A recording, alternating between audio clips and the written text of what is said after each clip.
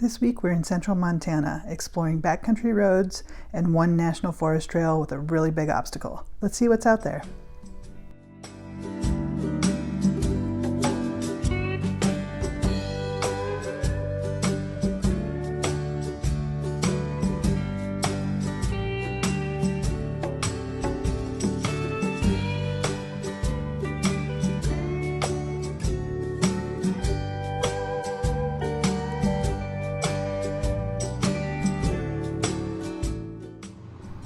We've arrived at Great Falls, Montana, situated on the Missouri River and the western edge of the Great Plains. It's the third largest city in Montana and known for its series of waterfalls, hence the name.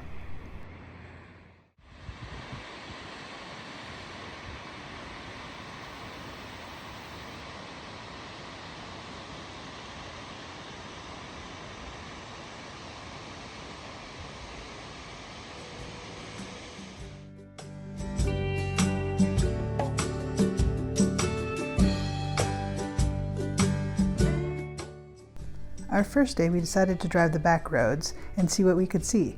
We found lots of cute little towns like Belt. It's situated down in a coulee and you wouldn't know it was here except for the road signs.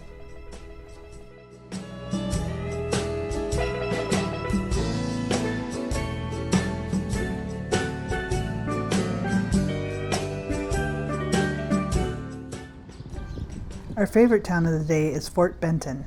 It's situated on the Missouri River and has quite the Wild West history. Today it has a more calm and serene vibe and definitely authentic charm.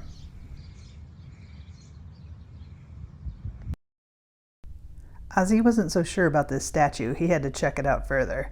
The story of Shep says he was a shepherd dog that came into town with his owner because the man was ill. Unfortunately, Shep's master died and his body was sent home on a train at the Fort Benton station. For years, Shep remained on vigil, waiting for his owner's return until his own death. I wonder if Ozzy would wait for me like that.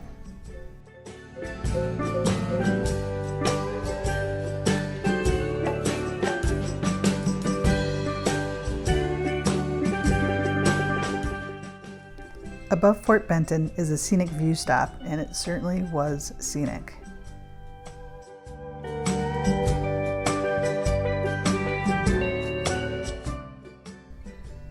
We continued exploring and saw these guys in a field and was impressed by their size. Wouldn't want to meet them face to face.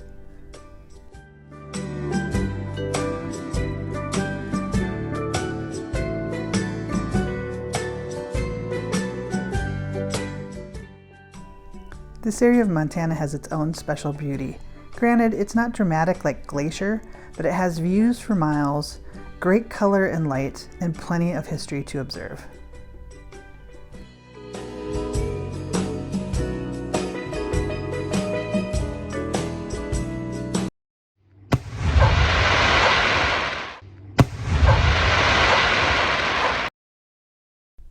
Happy 4th of July!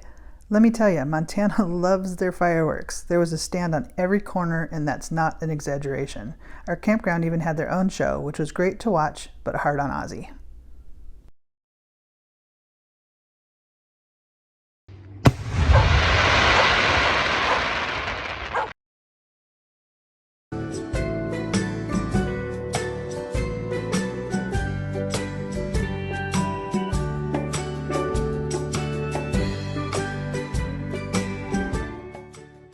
On another of our afternoon explorations, I got the idea that I wanted to see what was up in those mountains. Maybe we could find a trail to do some off-roading.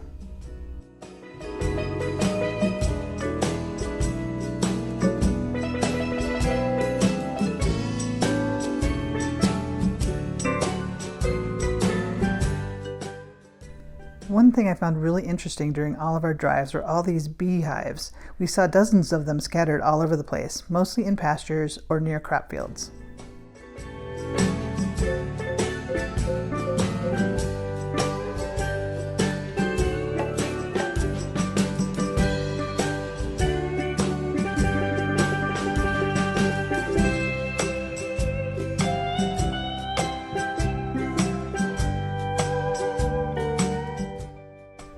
Aha, National Forest land. Let's see where this goes.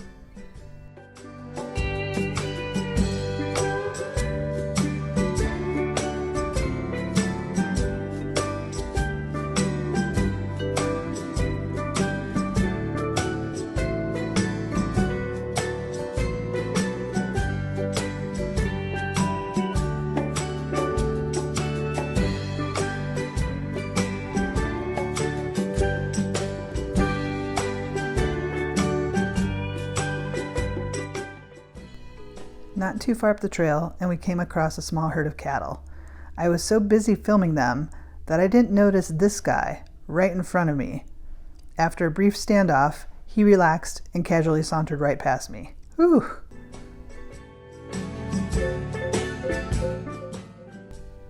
Get out of my way, lady! Move it!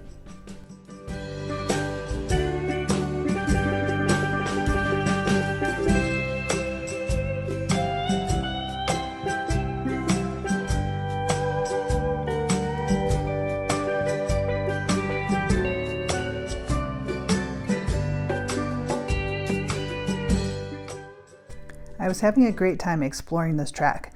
I could see where it ended on the GPS, but didn't have any idea how difficult it may be further down. I was beginning to consider turning around when a family in a pickup came up the lane going the opposite direction.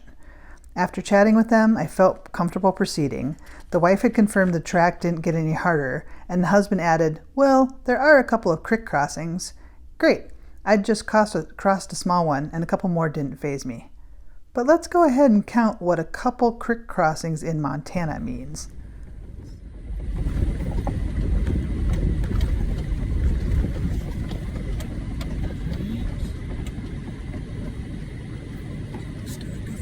It's okay.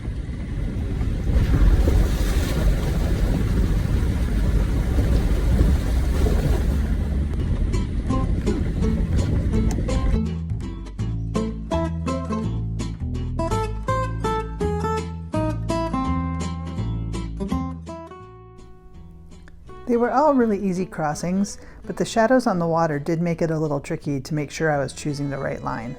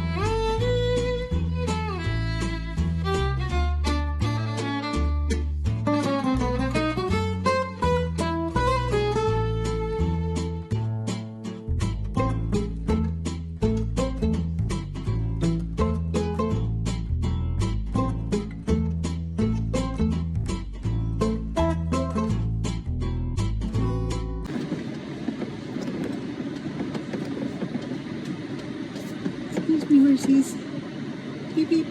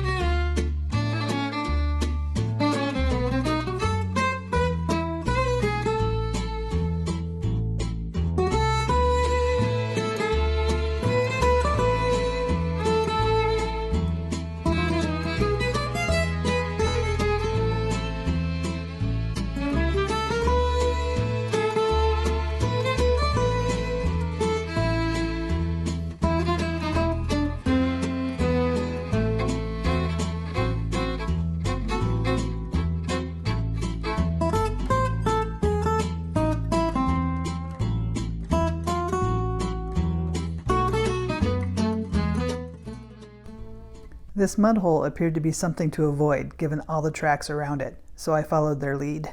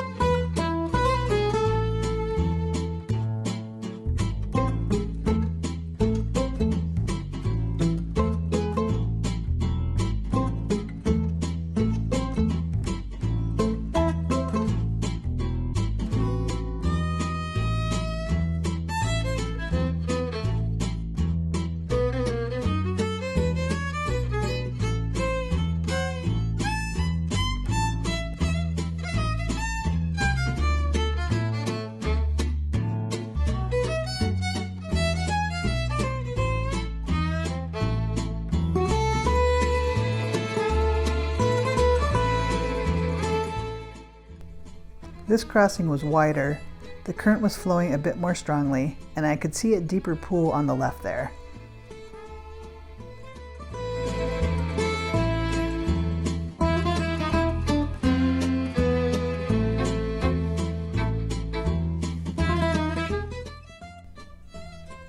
Well, Ozzy, looks like a couple crick crossings in Montana is 9 total.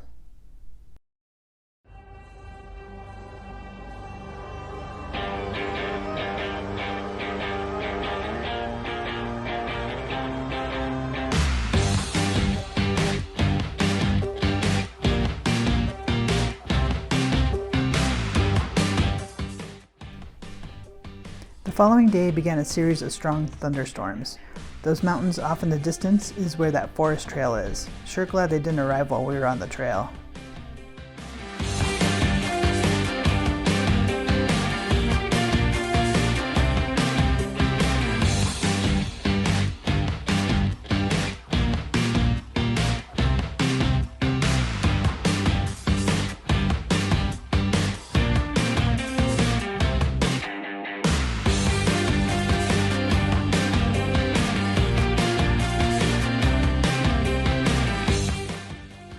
Thunderstorms on the prairie are so dramatic and beautiful as long as they stay far away.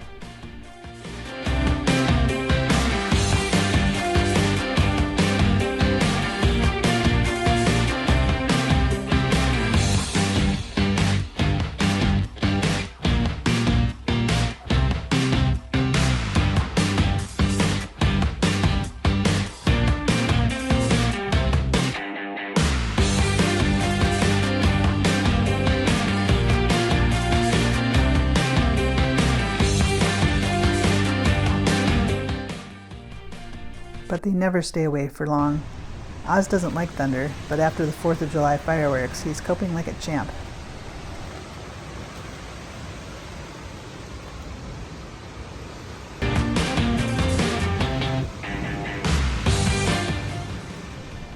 Next week we leave Montana and visit Theodore Roosevelt National Park in North Dakota.